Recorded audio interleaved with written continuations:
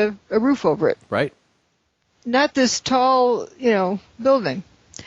And so I think the Seattle Kingdom was 250 feet tall, not 1,368. One tower made the same seismic signal, the other one made less. So, okay, how much of the tower would there need to be that just disappeared in order for it to fall and make the same seismic signal that it made?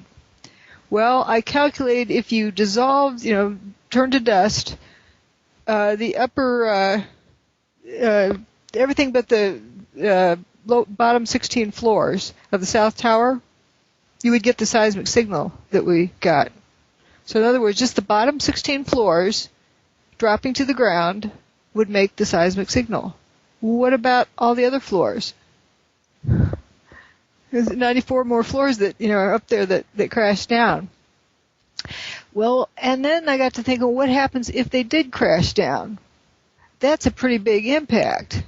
Let's see what they're sitting on, bedrock. Well, no, it's got this bathtub around. It's like a dike that holds out the Hudson River, because the towers were actually built in the Hudson River with this wall, retaining wall kind of around it, holding out the river.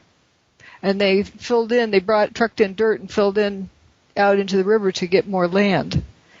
But the water table is down 70 feet, or the building is 70 feet below the water table. So think about it. What would happen if you slammed that thing down? It busted the wall, the bathtub wall. They call it a bathtub. It's kind of like the inverse. Water would be coming all over, right? You have the PATH train coming under the Hudson from New Jersey that ended up in the bathtub, and you have the subways that are connected to that. And, you might flood, lower Manhattan. Right. That's a lot of, okay, under no circumstances would we want that to happen. Would terrorists want to do that? But, and this was the largest structure ever constructed by man to fall or pulverize, right? I use dustify. So I use new words for new phenomena. If you don't know what it is you're talking about, don't use a word that's connected to a known phenomenon. So we know what pulverize means, but we don't know what this is. So I've invented a new word, dustification. Dustifies. What's the difference between pulverize and dustify? Pulverize is a smashing. It's you only get down to a certain size of particles. Because dustification is a new term for the new phenomenon, it's not defined. So it can mean what I want it to mean. Mm-hmm. If it turns out this is submicron size dust or nano size dust, okay, that's how I'll define dustification. I kind of define it as the process of turning a solid structure into powder in midair. Turns to dust. And pulverizing would be like you smash something like with a hammer or against something else. Mm-hmm. Moving forward, the theory of conventional controlled demolitions, bombs in the building. Don't you need a lot of explosives and a lot of preparation to accomplish this? And wouldn't sniffing dogs catch this? Not only that, if you're applying something to the steel structure, the people in their offices might tend to notice that the wall's missing one day. Well, how else do they get to apply the bombs in the building? And also, how long does it take to install these bombs? And these bombs have a shelf life in order to have them behave as you would predict them to behave. You also have problems like, how do you detonate them? You loft out a det cord. People say, well, remote control. If you've driven past a quarry, there's signs that say blasting zone. Please turn off cells and two-way radios so you don't accidentally trip the thing. Right. How are you going to wire up a remote control detonation for 110 stories? How many bombs on each floor? How many separate signals in Manhattan? And not only that, but the proximity of one tower to the other. And be very careful not to spill one on the other. Right. So this theory of bombs in the building, and this seems to continue getting traction out there. You don't see it stop. Because nobody thinks about it. It's like a religion, I think.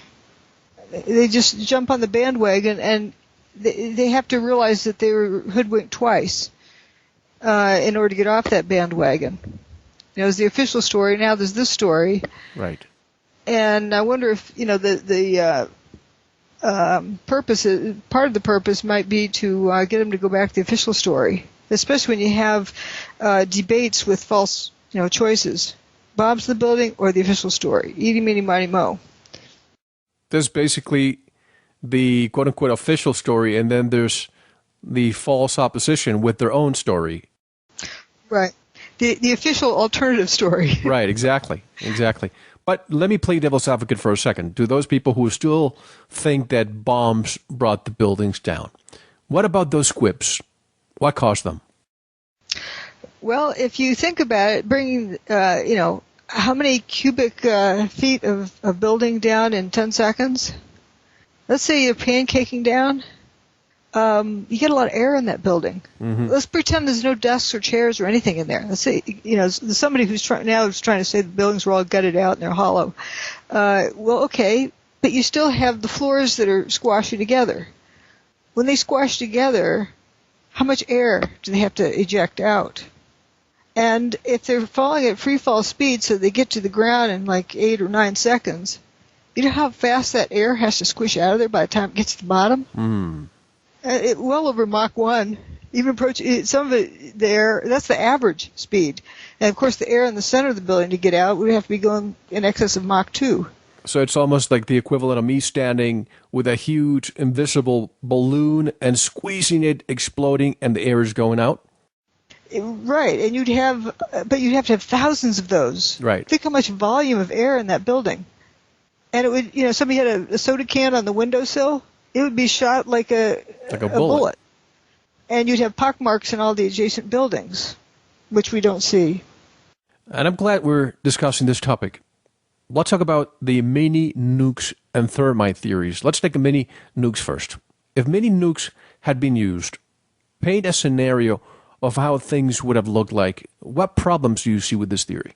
Well, can you direct it? What I call directed energy weapon is energy that's directed and is used as a weapon.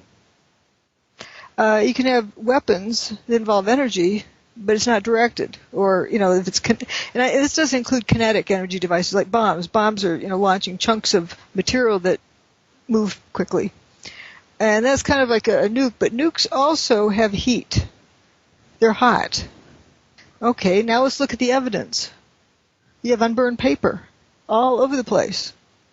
If you had high heat, it doesn't take much to catch paper on fire. That's usually how people start their fireplace fires. Get some paper burning to get the next bigger thing burning. Mm-hmm. So, and also you don't have a seismic signal going, a boom like that, a discrete boom. We're talking about mini nukes here, not the thermite, which I want to talk about later. Okay. Yeah. Bombs go boom. If you have one with sufficient energy, to destroy all this material, it would have to really make a big boom, and there goes the bathtub again.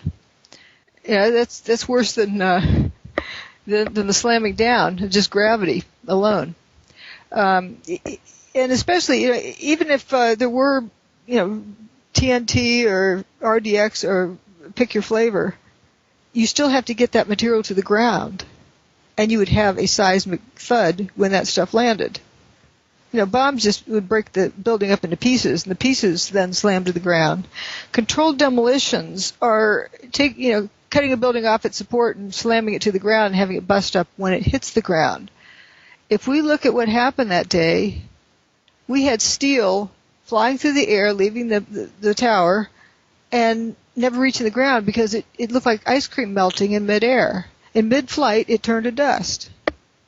Bombs don't do that. Nukes don't do that. And, heat, something that generates heat, the paper would be burned. And I can't help but think of Timothy McVeigh, 1995, Oklahoma City bombing. The fertilizer van that was standing there. Is it possible that the same technology that was used to dustify the towers, is it possible that this was used in 1995 in the FBI building in Oklahoma? Yeah, there's cylindrical cutouts in that building. A fertilizer bomb at street level doesn't cause cylindrical cutouts from roof to the ground in the building.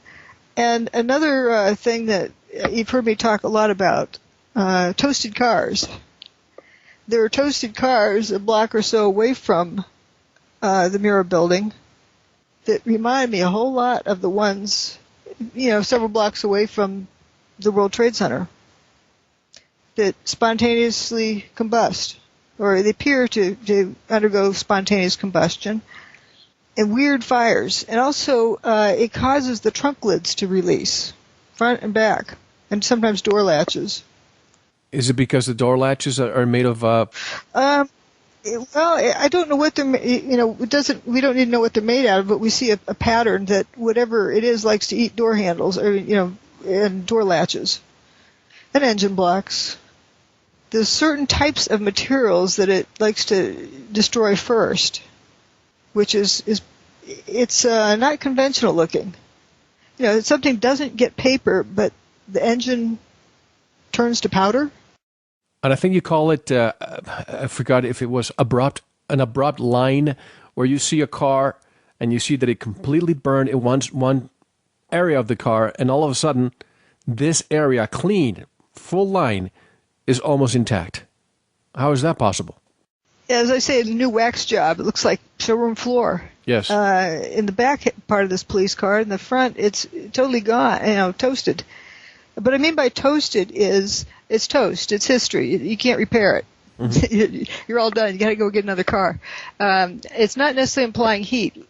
We don't know what did it, but it's damage beyond repair. And so you have the front passenger door toasted completely, and the back passenger door on that same side of the car in pristine condition, with that line between the doors is an abrupt line. What's different there? You have a rubber gasket around the doors. Could it be that there's something that conducts through the metal that didn't conduct through the rubber plastic gasket? Uh-huh.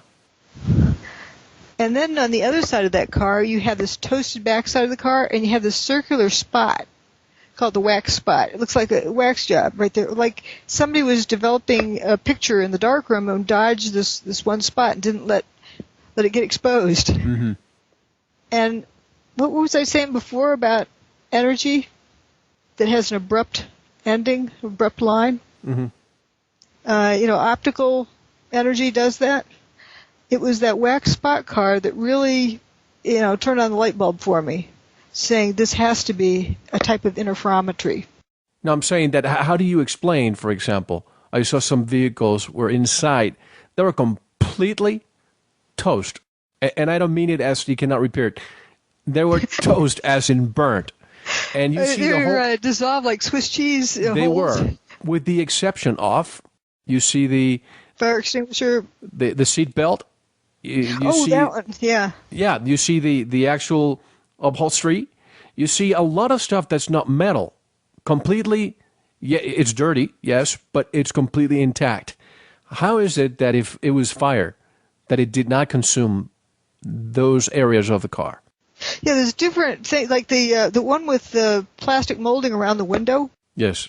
Where the outer part of it is all blistered up and looks like it's, super corroded out.